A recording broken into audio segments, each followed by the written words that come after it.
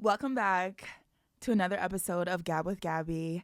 This is your host, Gabriella Alexis, aka Galaxy. Okay, we are getting into it. If you have been tuning along so far for the past couple episodes, we've been getting into the tea, but I've also been trying to keep it a little professional. But I would not have started a podcast if we were not gonna really get into it. Okay. So, with no further ado, we are going to get into dating and we are going to talk about why I have been technically single for the past almost 5 years.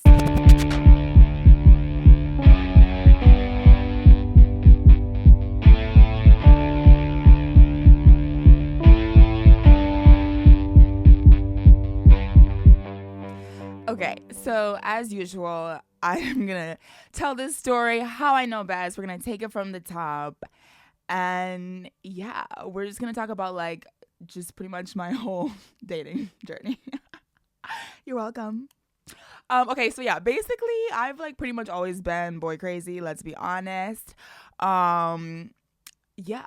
I'm also just a dramatic person in general, but I just love a juicy story. I love a little bit of drama. I just want to know what's going on. I want to be on the scene. So yeah, I was always boy crazy, but I was also very was not able to actually properly express that because if you've been tuning in, you know that I was homeschooled growing up. I was extremely sheltered and I was just not really around boys my age growing up. So yeah, I was not allowed to date at all. The entire time I lived in my family's home, that was just not an option for me. And yeah, much less I was not ever supposed to be alone in a room nor a vehicle with any type of male embodied person. And my parents were specifically my dad was pretty on top of monitoring that. I also was not allowed to get Facebook until I was 16 and only under the condition that I didn't add any boys as friends, which defeated the whole purpose. I was like, what the fuck? I also didn't get a phone until I was 16, and I think even then it was really technically just an iPod. So I needed Wi-Fi to communicate. So anyway, yes, I did not have elementary, middle school, high school boyfriend, none of that. Yeah, so I moved out of the house when I was 17. I moved to Philadelphia to go to college. And that was pretty much when my actual dating journeys or just hooking up or just any of that really began. Um, yes, if you've also been tuning in, you know that I actually used to wear a purity ring. Because as much as I was boy crazy and horny out of my mind, I was also I still had a lot of religious guilt. And yeah, so in my first year of college, I was a quote unquote virgin. Yeah, I think, you can put the pieces together and kind of assume what I mean by that. But yeah, I was having some fun. The thing is, yo, it's just so funny because I really look back to college parties and I'm just wait, it was just so normal to get fingered on the dance floor. I'm wait, I don't know, maybe I don't go out enough, and when I am going out, I'm always working and da da da. So I don't know, maybe this is still a thing in a lot of club settings, but I feel that's fucking insane. But that just seemed to be a normal thing at these college parties. Um, so yeah, I was just living a typical college life. And again, also though with a little bit of extra someone that was caged and has been finally set free. So it was a little extra wilding out. But anyway, and then, that was my freshman year of college. By sophomore year, I think I also at one point, because I started dropping out and then I joined my indie rock band. And then at one point I was on OkCupid. So, I was just in the crusty, dusty Philly punk scene, vaguely dating some of these dudes. But then, yeah, at a certain point, I realized that I wanted to move to New York anyway. So I was not really particularly like looking for anything like a boyfriend as much as I've always, again, like I'm just a I'm just dramatic, I'm romantic, I'm all these things. So I'm always, it's like, as much as I'm very independent, like I love the idea of a boyfriend. I'm an Aquarius. Like, I'm always looking for my soulmate. Like, I'm like, yes, like, let's fall in love. Like, that sounds so fun. um, but I'm also pretty practical and realistic. So I think that, like, yes, like, I was definitely, I mean, but yeah, to be honest, a lot of the people I was meeting in Philly, like, let's be honest, like I said, it's like the crusty, dusty punk scene, which can be cute and fun at first, right? Like, I love a good skater boy. I love a boy in a band. Like, duh, like, pound on those drums for me, shred on that guitar, like, scream into that microphone. But also, like, have something else going for you. Like, also, like, have a bank account, a savings account, a bed frame, etc. So there was just not really a lot of that in Philly. So I kind of knew, yeah, I was going to be moving soon anyway. So I was not really looking to have necessarily like any type of serious boyfriend. So then that takes me up to when I'm like 20. And then also too, I mean, yeah, it's just like, 'cause when I was from that period of like 17 to 20, I of course wanted to date people in their, you know, mid to late 20s to early 30s to mid 30s. But also when I'm like a 19-year-old, we know how it goes. Like, yes, like you can get the attention. The attention is always there. But realistically, it was not a practical thing for either end. Like, you know, little bit of an eye roll for some of these dudes that were a lot older than me, and a little bit of an eye roll towards me as well. It's the common shit, you know. It's like, yeah, every young girl wants to feel like they're so grown and they're such a woman, and oh my god, this like grown ass man wants to be with me, blah blah blah. But yeah, that was just not. I think I was also just, yeah, I was just trying to date people that were just also kind of like in different stages of life. I don't know. So anyway, then I get to New York. Thank God. Thank God, but also because if you know, you know. If you live in New York, if you have lived in New York, if you dated in New York, like you already know, like the battlefield that it is, but also the bountiful, never-ending garden that it is. Because there's always someone new on the scene. There's definitely there are certainly options. This is true. I mean, the quality of said options debatable, but there be people and they be fine, you know. New York City definitely runs a little bit more conventionally attractive, or at least, you know, obviously better style, etc. Anyway, so yeah, basically I'm really taking you all through this. Okay, so one of the first people I had dated briefly in New York, yeah, he was a model for this brand. I'm like, I would say it, but it would almost be like too obvious, because he really was like the face of them for a moment. The point is, I will say this person is still to this day one of the most interesting people that I've honestly ever met. And yeah, that being said, they were also a little crazy, as it goes, but they definitely were very influential as far as the first steps of me just kind of like really opening up my mind, and just like really just having new perspectives that I just wouldn't have necessarily explored or come to as quickly had I not had this person to just kind of like, yeah, do that. But no, they also make music. They also stole my acoustic guitar. But anyway, they were definitely a really interesting person. I think on like the second time we hung out, they like showed up in like a plaid skirt. But it was a really fire look. Like they really could pull off pretty much anything. But anyway, so yeah, but basically at a certain point, he told me that maybe I should date a human, implying that like he was like a deity. And I don't know. I was not like I'm not sure what's going on there. But anyway, we had to wrap that up. But yeah, and then pretty much right after that scenario is when I started working at the strip club. Then I had my couple little relationships with a couple of my customers. Then which was cute. No, actually one of them taught me, was like the first person to teach me how to produce music and like put Logic on my laptop, and so that was dope. Shout out to them for that.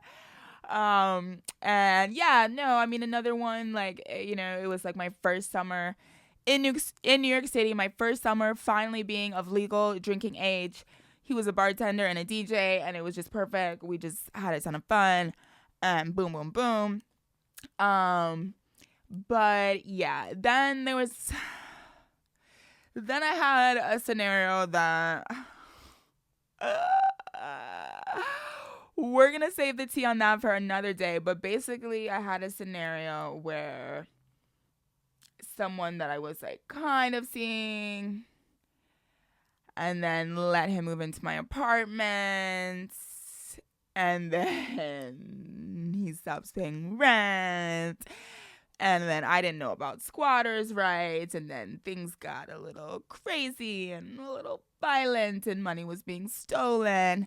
And so I was like, I'm a fucking dip, but I didn't realize I wouldn't be able to break the lease, and then now I'm paying for him to live in the apartment with his friend, and I'm paying still for my other apartment, and then I ultimately have to like bribe him to just like get out, a whole thing. Anyway. Yes, he's also the younger brother of now famous rapper. Anyway, I was not supposed to get into that. Anyway, there are still more details that I left undisclosed, but yeah, so I had a whole scenario that kind of like put me into a financial sticky situation. And so yeah, around this time I was like, okay, I'm gonna have to start working like pretty much every day at the strip club versus just like 3 days a week how I had been. And yeah, and then on New Year's Day of 2017, I had actually not gone out for New Year's Eve that night, which was rare of me, and this was before I was in the gig world where I just like always work for New Year's Eve. But I just like remember spending the night in and just kind of like I was like going through these like new magazines I had bought, and I was just like pulling out pages and like putting together inspiration and just really thinking about like what I wanted for my life. Anyway, the next day my friends came by. They wanted to pick up weed from their dealer / someone that she was seeing. We go over there. Yeah, there's like a bunch of dudes living in this house. One of them ends up like playing his short film.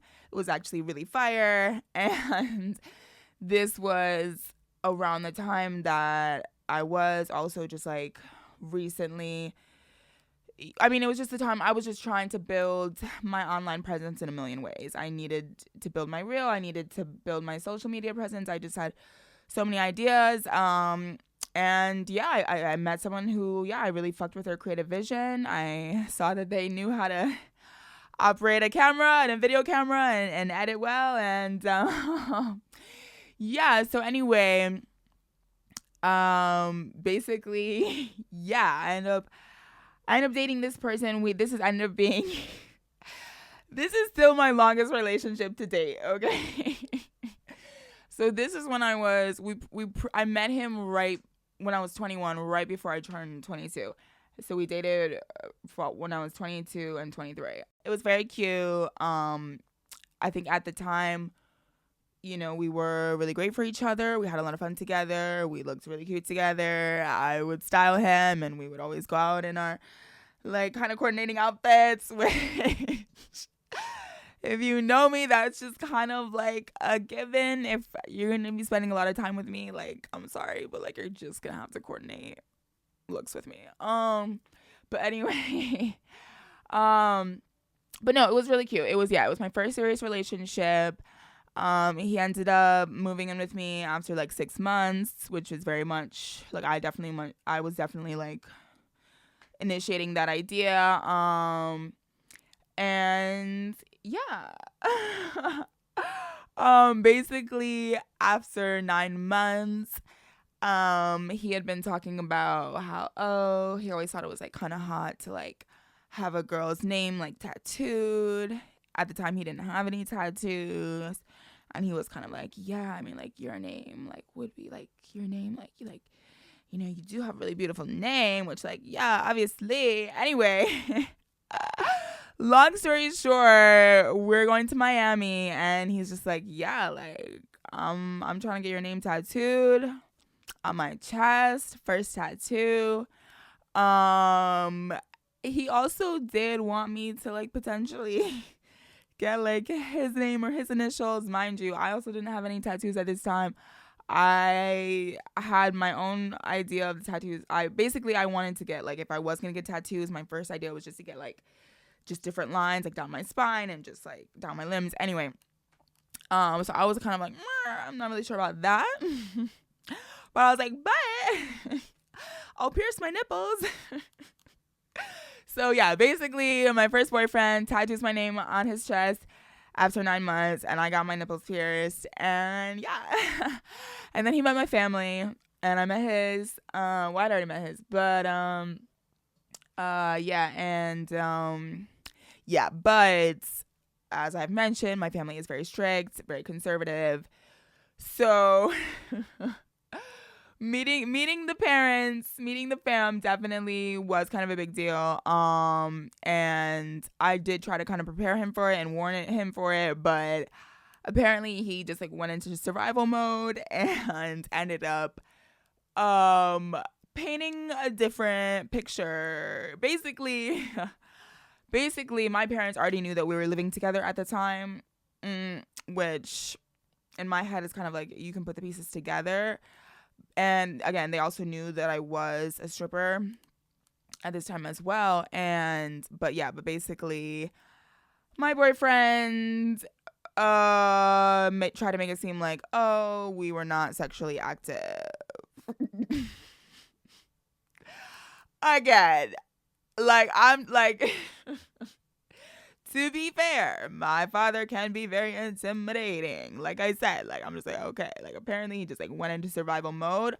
But I was not really loving that, because as much as I just, at the end of the day, I'm not really trying to, like, I know that my parents can only handle so much, but I kind of have just taken the approach of being like, it is what it is. This is what I'm doing. Like, get over it. Oops.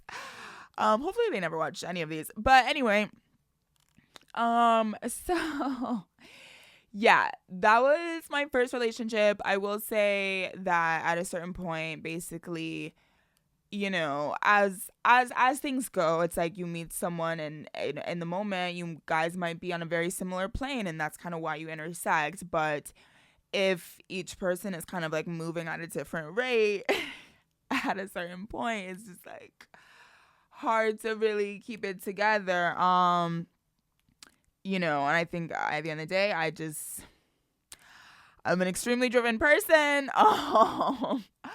I'm like chronically concerned about wasting time and not maximizing my full potential. And this person also, you know, definitely did have his own goals. We wouldn't have connected had he not. And, you know, he was, you know, yeah, ultimately, I just found him to be a little too lazy for me. Okay. But yeah, so basically at a certain point, like, rather than, of course, just ending it, like, you know, we tried opening it up and yada yada, but as things often tend to go, if you start a relationship monogamous and then you try to open it up, oftentimes, I mean, I don't really know. I don't actually have the data, but in my specific experience, and I have heard similar stories, It just tends to be that one person kind of wants the openness a little bit more than the other person, and one person might be like a lot quicker to start dating other people, and then it can just get a little crazy. But like, also just to say that, like, I think at that very particular stage of my life, being in a relationship, like, actually, I think did kind of help my career. No, for one thing, I think I was young enough to where I kind of had been like a little bit just like too all over the place, kind of just like, this was also when I did just kind of like go out and party a little bit more, and so there was just a lot of different energies, and I think it was kind of good for me to, like, I'm glad I had my wild time. I'm glad I had that wild time meeting random people, going on random dates, hooking up with random people. But yeah, I think at that moment from 22 to 23, it was cute to just kind of like have my one boyfriend, and that did kind of help me to focus a little bit more and get other things career-wise going. Also, let's be fucking honest, this was when we did not have as many resources for like self-timer situations of being able to like record yourself, and all these grippy things to put on the back of your phone to stick to, you know, mirrors and windows and car doors. Like, it just, and it was not as normal to just like set up random tripods, random places, and just be filming yourself. Like, but I've always been that way, wanting to document everything. And so people did low-key accuse me of like as they're like, are you do you have a boyfriend, or do you have a tripod, do you have a walking tripod, are you dating a tripod? No, I really, you know, obviously he had much more to offer than his photo skills, his photo and video skills. But I will say that yes, at that stage of my life, I think that me dating him was good for my career. But yeah, but then basically, yeah, I had wrapped that up, like pretty much right around my 24th birthday. And because we had been living together, I then ended up moving into, we had like a commercial studio space. Now, mind you, it was not legal to be living in the commercial studio space. However, I did, and had to do the whole like showering at like the gym, or like after ballet class at like certain studios that had showers in the dressing rooms, like, you know, sleeping on a convertible couch. I would also rent out the studio and teach pole classes there. So I would still have to like try to make everything like, you know, have a really professional look and not make it obvious that like, no, I'm actually sleeping here every night. But yeah, so that was also kind of around the time that I think like gigs really started to pick up like more, and at least like pre-pandemic wise. And yeah, I just finally had just like a lot more shit going on in general. I was just like finally busy to the point where, yeah, dating, being in a serious relationship was not really the practical thing. But conveniently, I did have a crush that also had a studio in the same building where I had my studio. Mind you, he was not also illegally living there, but he was there all the time. So that was cute, because a girl needs her crush, you know what I'm saying? So yeah, that was kind of just the perfect thing at the moment. Like, at the end of the day, I was just like focused on my shit, but I just had a little thing of like, ooh, like, oh, I wonder like when I'm gonna like bump into him, and like we're gonna have a cute little 10-second combo. But yeah, at one point then, at one point, when I actually, well, basically, right, because my ex had kind of like busted me. I mean, it's not like the studio, they were already getting annoyed at me for like renting it out, and they already, you know, had picked up their own clues that I was sleeping there. But my ex, I'm pretty sure, confirmed that for them. So anyway, Yeah, I had to leave the studio. But it was kind of about time anyway. I had found another apartment. I was gonna try to still keep the studio space, but that probably would have been too much to juggle financially. Anyway, um, but I had just gotten my first personal upright piano.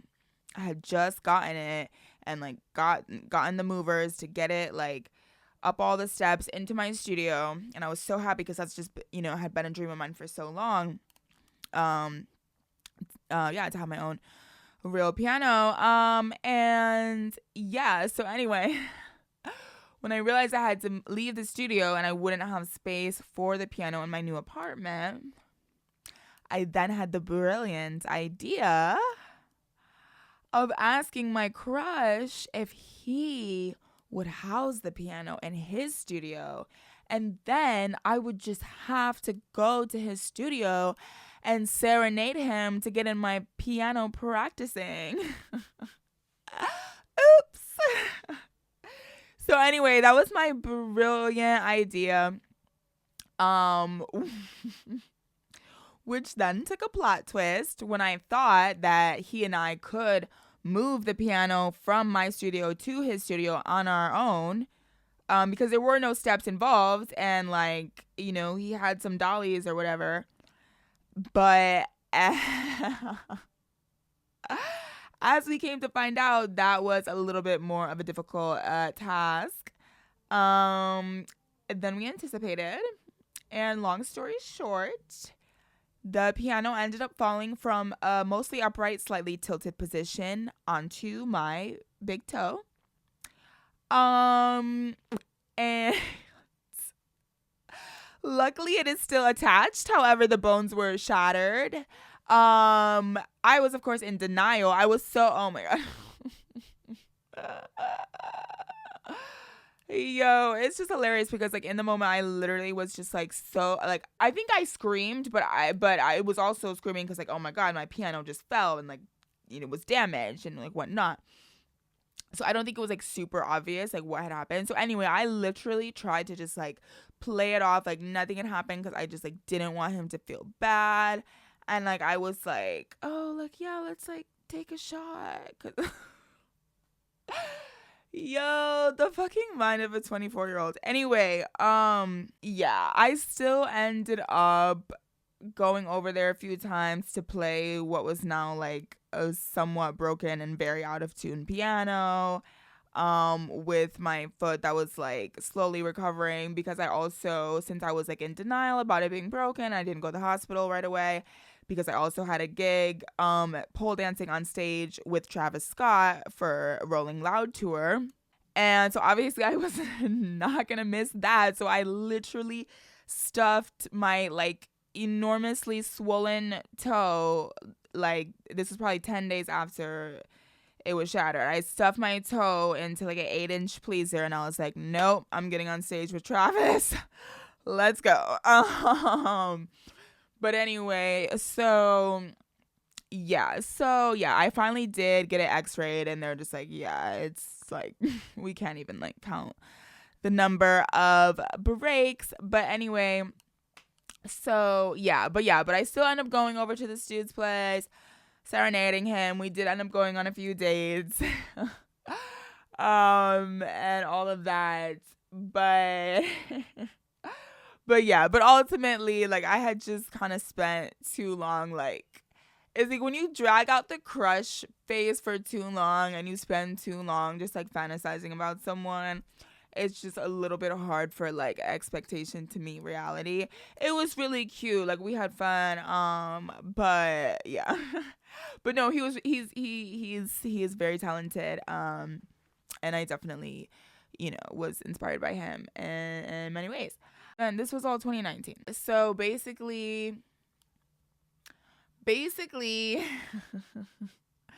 once the pandemic hit, I was not seeing anyone at the time.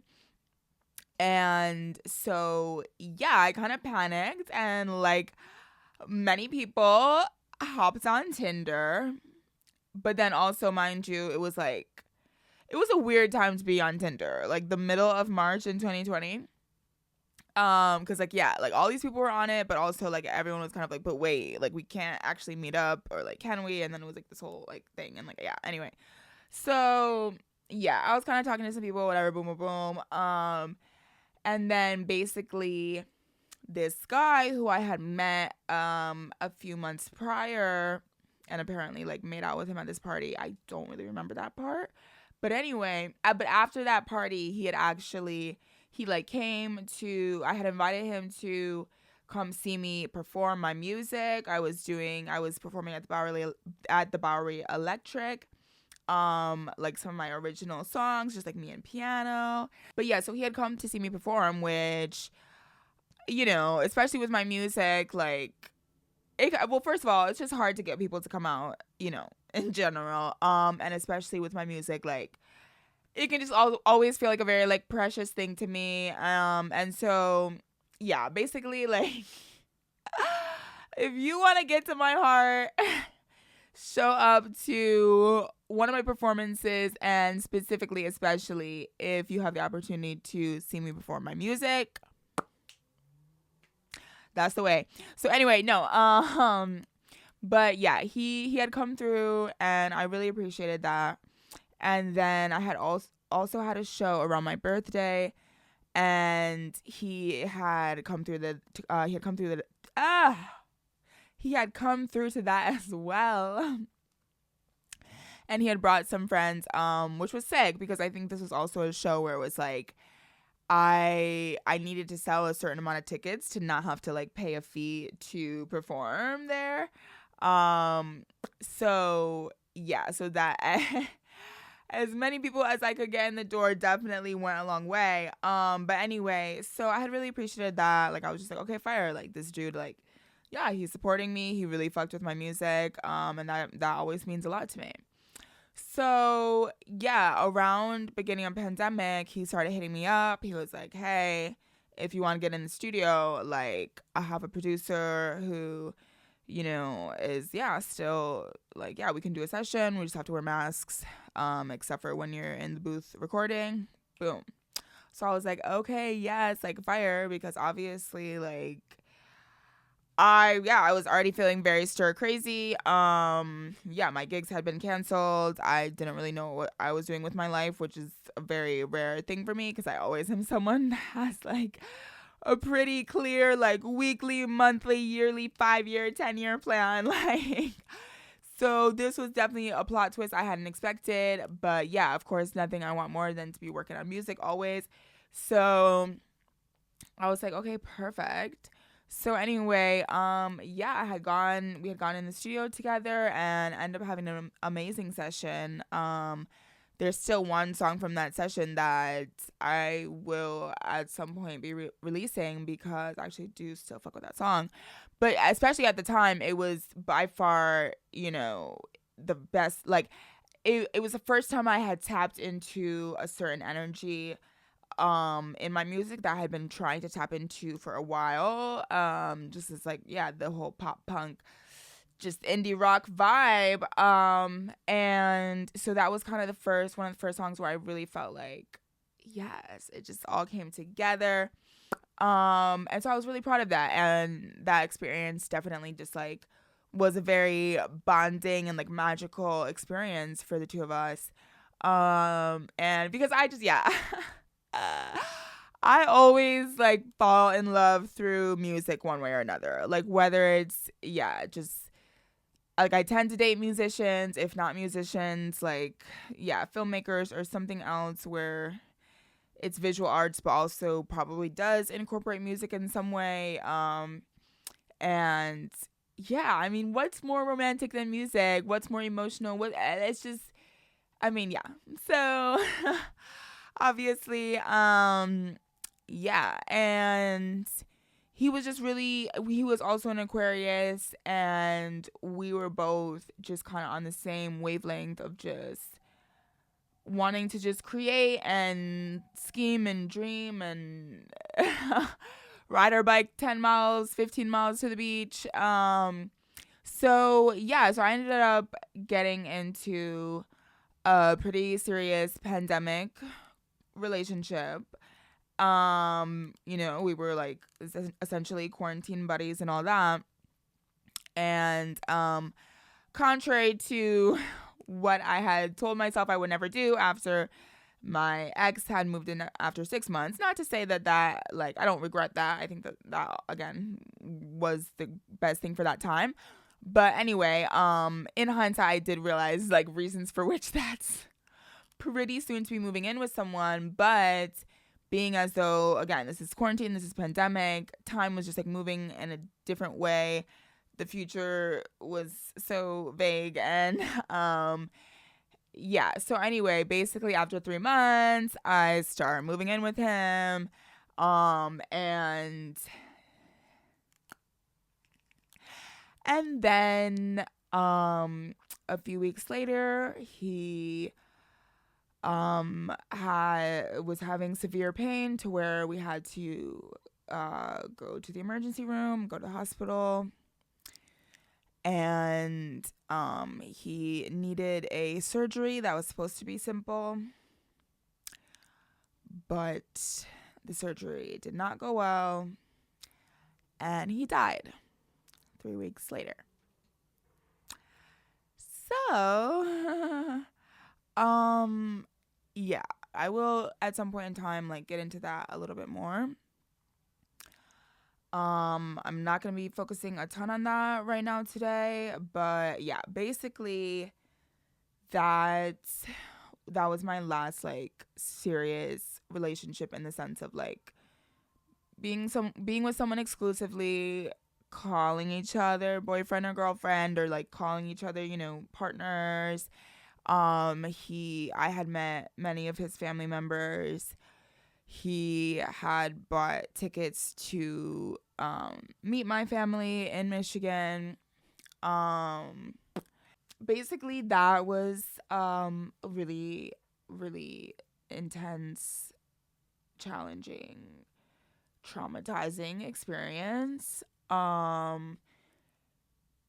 And yeah, it's tough because looking back, it's like, obviously, like in general, the way I live my life, I don't really like to look at things as regrets. I'm always just like, yeah, I mean, I love my life. I love my present. I'm thankful for every experience that I've had. Obviously I try to learn from my experiences. But anyway, yeah, no, I obviously learned so much through the whole experience of dating him and him dying. And we really did have like a really deep soul connection that I will always cherish. But I will also say that shortly before he died, I do remember just kind of having those feelings that seem to always come at some point in time in a relationship, or just even someone that I am just dating consistently, where yo, it's so annoying because, again, it's like I love the idea of a relationship, but when it really comes down to it, like, I'm very career focused. I don't really want to carve out a lot of time for social things, as much as, yes, when I am single and I'm always just like, oh my God, I'm so fucking horny. But at the same time, when I am in a relationship, like, I am not trying to have sex every day. Like, by no means. Every day? What? Bro, like maybe on vacation, like maybe in the first like couple weeks of living with someone, sure, but like I'm not so like the way I be dancing, the gigs that I do, the fact that my job requires so much of me physically, there's just no way that I could have sex every day. Not how I get down in the bedroom. Honey. But no. So anyway, yeah, it just kind of reached a point where I just kind of realized it's like, as much as we were helping each other learn and grow, and like we were doing creative things together and we were working out together and all these things, I've spent most of my life being a single person. I'm used to operating like that. I know what my work output is like that. I know how my productivity can be. I know, yeah, I just know how it is. Like, and as much as even when I'm single, I can still absolutely get super distracted by random crushes and random hookups and random whatever the fucks. But at the end of the day, like, you know, yeah, there is just something about being in a committed relationship where it just be eating up time. And I have like a chronically loud ticking clock in my brain to where I'm just constantly just like, wait, am I utilizing my time to the maximum capacity?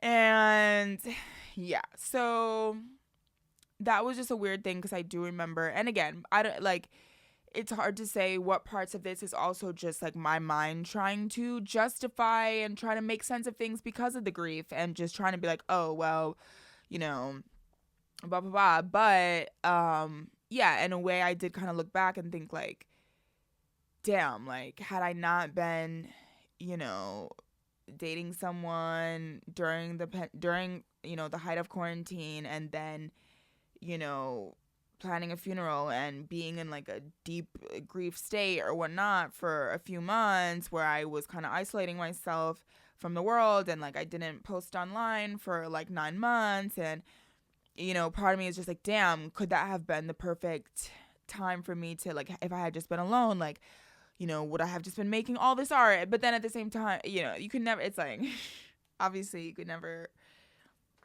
gauge these things. And you know, again, like I learned so, like I would never take back the experience of, you know, getting to know this person and spending time with this person, and I did learn so much. And let's be honest, I also ended up writing a ton of songs after they died and through the process of them being in the hospital while they were dying. And I think it was frankly the first time that I really really tapped into like just like my lyrical storytelling, and just like, yeah, I feel like since then is kind of when I've just been able to like consistently just like really write like fully structured songs. So yeah, and I don't want to I don't want to make it that all like, you know, so I know it can sound very vain and shallow of just like me trying to like find these reasons of like, oh, you know, what did I get out of this? But at the same time, it's like, yo, like, as harsh as it may sound, like, sometimes that really is just kind of life. It's like, emotions aside, like, what are we getting out of this? Fuck. Okay. Anyway. Oh, God. Okay. So, since we're still going through just, like, the whole dating timeline, after my partner died, I then had a few months of dating one of their relatives. Okay, we are definitely not going to get into the details of that, especially not today, but that did happen. It is a cliche. I get it now. 2 people grieving. Bada boom, bada bing. Fuck. Okay, but yeah, so that had happened. But basically, like on my 26th birthday, which I was spending with them, I kind of realized that that scenario needed to be wrapped up. So yeah, and then pretty much from there, pretty much from 26 until, well, yeah, I mean, well, from 26, aka since pretty much from 25 when my partner died, until now. For these past almost 5 years, it has just been situationship city. Yeah, basically, yeah, I've had my moments. I've had my months of celibacy. I've had my situationships. I've had, all of that. But yeah, basically these past 5 years have been when I've really just been getting my career together. And it's like, as much as I made a whole last video talking about how to become a full-time professional dancer in New York City, the one thing I didn't mention, which honestly might be a bigger player than I might like to admit, but yo, low key, it's like you just like kind of need to be on your single shit. Like, to get a career off the ground, especially one that is kind of like very uncharted territory. Yeah, to be honest, it's just really hard already managing the schedule, just managing your own schedule, because there are so many moving parts. There are a lot of things that happen last minute. There are really weird hours. Like one gig, yeah, you might be working until 3 a.m. and the next gig you have a 5 a.m. call time. So yeah, and then also it's just like the gigs are always at different locations. So you're just always bouncing around. You never really know what your schedule is exactly quite going to be like. So it's really hard to actually make concrete social plans in advance. And yeah, also like just in general, I think, at least for me personally,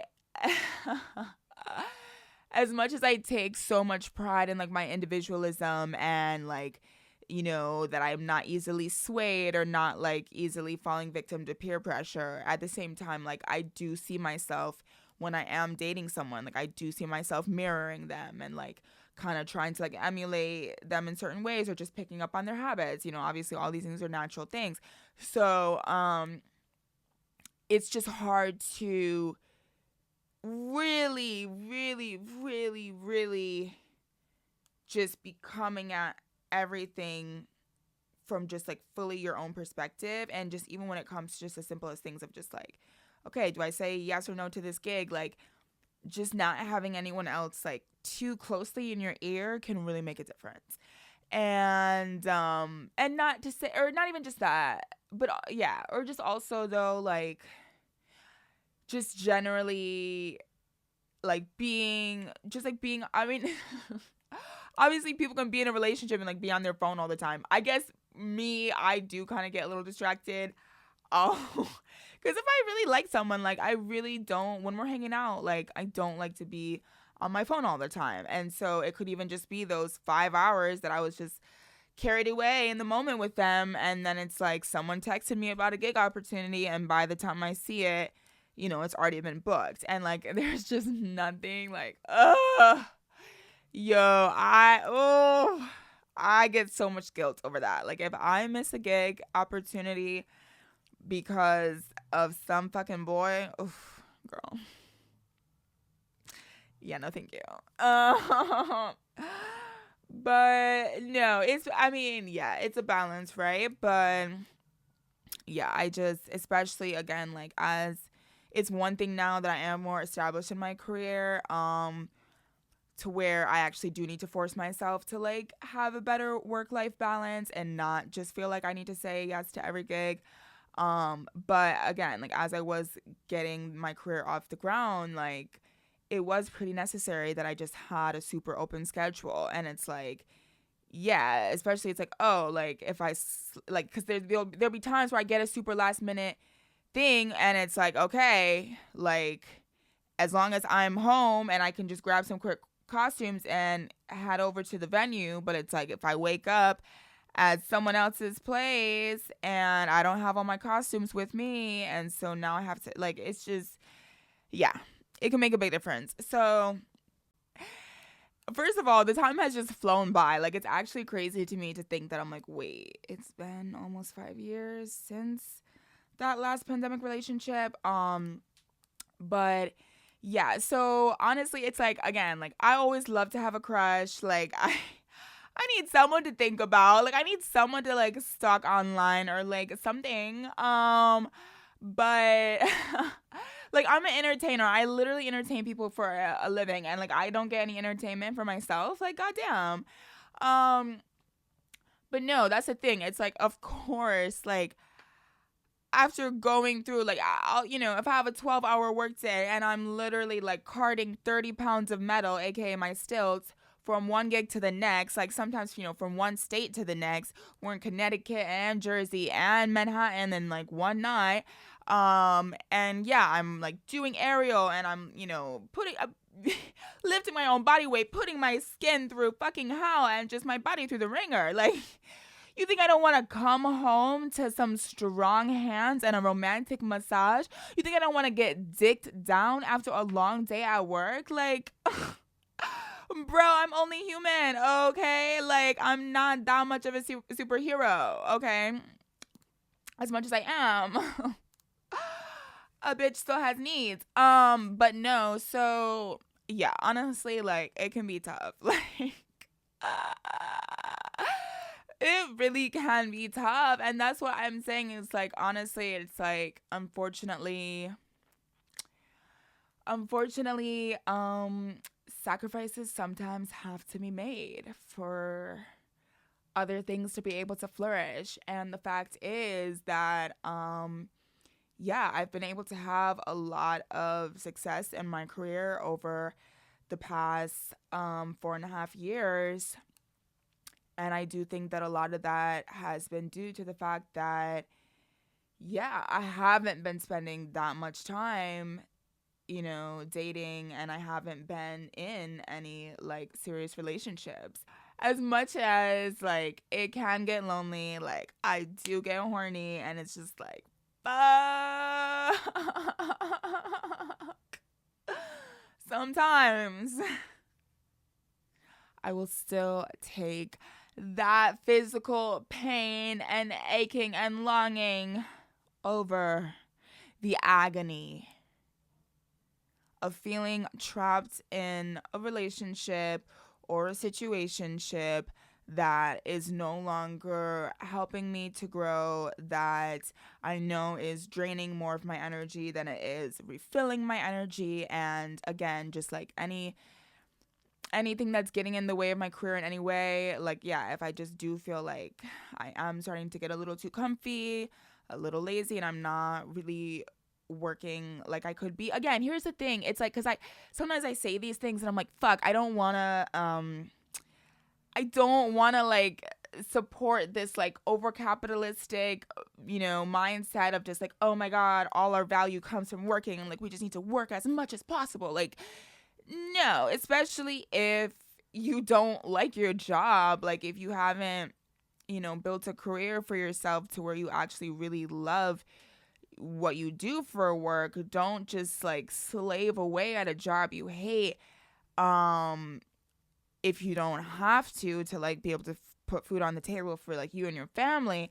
But because I am very fortunate to have built a career that I do love, and I still have other seeds that I've recently planted that do need a lot of watering and care, and like I still have all these other projects and things I want to do, and I truly love, yes, I love my job, I love the people I work with, I love all these things. So it's like, I actually really do want to pour as much time as possible into that. And I've seen the way that I've been able to touch other people's lives, and I do have a positive impact on other people's lives through my work. And so it's tricky because obviously, yeah, work-life balance is important, and there are times where I'm just like, God damn. Like, wow, all I really do is work and entertain all these other people. And, I feel like people have this like fantasy of thinking that because, yes, I am this like sensual being and whatnot, that I'm just like always engaging in these like sensual and like sexual activities. But like, the fact is, like, when I'm not working, I'm making costumes, I'm making music, I'm recording these podcasts, like, I'm trying to keep my house clean, like, I'm renovating my home yet again, like, there's just so much. So I really am not, yeah, I definitely, my personal life has maybe not been the biggest priority for me in these past few years. Like, I definitely have been very career minded. As much as, again, but like it's like I say that, but then again, it's like, yo, if you work with me and you catch me in the dressing rooms, I'm always talking about so and so, someone, yada yada, because again, I like to be entertained. I like to have a crush. But y'all, what the fuck is up? Because I don't have a crush right now. Okay, I don't have a celebrity crush. I don't have a normal crush. I don't even have just like a fun, random, like workplace, anything. Like, bro, what? Yo. This is embarrassing, okay? And not for me. This is embarrassing for humanity. Like, what is going on? Like, I need a little something more to work with, okay? I really hope the only reason that, like, I literally, everywhere I look, be it, again, real life, online, whatever, like, I literally cannot find anyone that's, like, piquing my interest right now. I'm really hoping that is just specifically the universe looking out for me and keeping me focused, because I do think I just got out of a situationship a couple months ago, and I think I finally have an opportunity.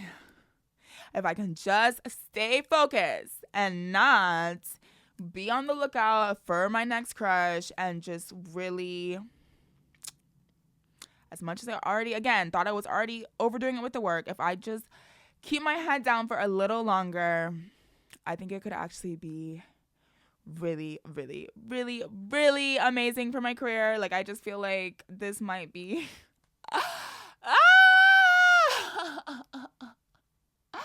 fuck. Like, I just feel like my boy craziness has low-key been my main distraction. It really has low-key been my biggest weakness. And I'm just like, wow, like, maybe if I actually just really do not focus on that for a hot 2 seconds, that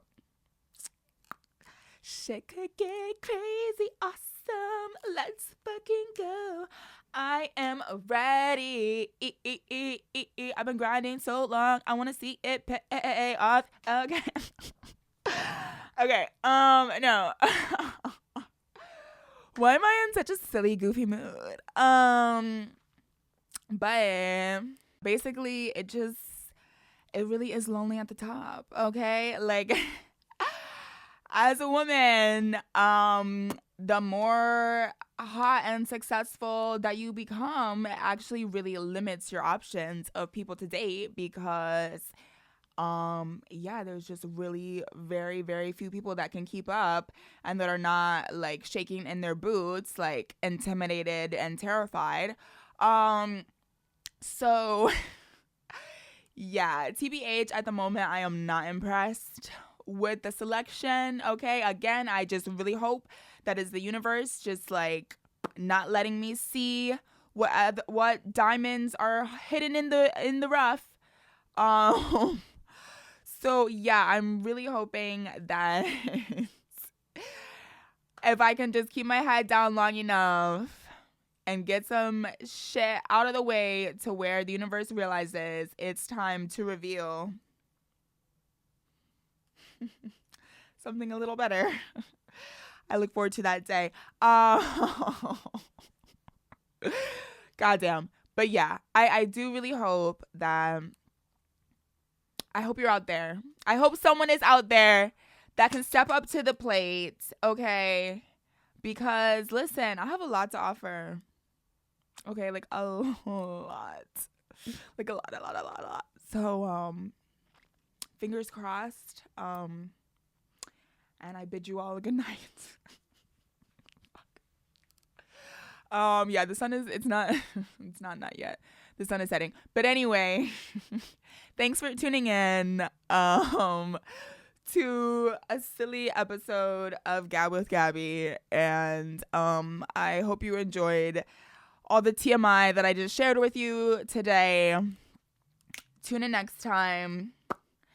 This is Gab with Gabby and your host, Gabriella Alexis, aka Galaxy.